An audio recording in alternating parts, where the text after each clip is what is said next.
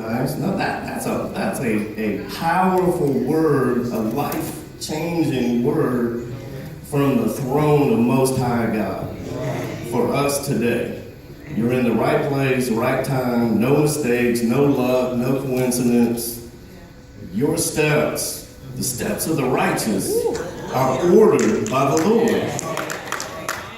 Years ago, my wife was waking. I went without work, full-time work. After working in the field of mental health and having a master's degree for 10 years, I ended up without a job for over 3 years. But we had more peace, and more groceries, and more of everything. We had a little widow woman next door that was our landlady. A widow woman that was taking care of us. Does this sound familiar? Okay. And the Lord had me go to the Bradley Library, the old Bradley Library, and I was up there, and I was supposed to be looking for a job, but I got on some Christian website, and God had me write an article because it was at the time we were going into the Middle East. I think it was when we were dealing with Kuwait or something.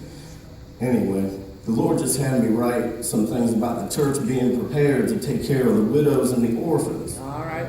Because, war brings about a whole lot more widows and orphans. Yes, it does. And, pure religion and undefiled is this, that we care for the widows and the orphans in their distress. And so I thought, well, what am I doing here? I'm writing this article for this. I'm supposed to be looking for a job. I got a wife and kids I'm supposed to be taking care of, Lord, and you have me up here in my shorts and tennis shoes. And so I wrote this article out, and I sent it in. I came out of the library. There was a woman there, and with her little girl, and the Lord had me stop and give her a word and pray for her. And I had forgotten all about that, right? So I go home, and I'm coming down the hill. I live on 11th Avenue by Smoky Pig off of Linwood. I say Smoky Pig because most people relate to restaurants, right? So with the guys at the mission, we point out that it's over by, Crazy Cecil's liquor store or something. And oh yeah, I know where that's at. Yeah. So, by Smoky Pig Barbecue. And I see somebody going back and forth from a van, back and forth, And I get to the house, and it was this woman that we had met. We have homeschooled our sons, and that's just, our point of obedience. And this woman we had met, and it was the first anniversary of the death of her husband. Wow. So she was a widow. Interesting. And then she had a little boy with her. Now this little boy was really her grandson, but she had adopted him because his parents had died. He was an orphan. So here's a widow and an orphan. Packing my cupboards and my refrigerator and freezer with groceries in memory of her husband. Wow. Just wanted to serve in that way. And God taught me just a deep, deep lesson. I got your back. I got your back. You just be obedient. You just be obedient. Be obedient. Be obedient.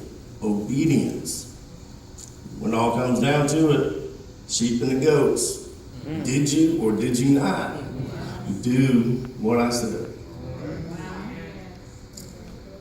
I was glad that Bishop Skinner brought up him going out to Crossroads out in Hamilton, because I wanted to talk a little bit about that. We don't expect those men to come over here to be ministered to, right? He goes to them. Okay, so just hang on to that. Hang on to that.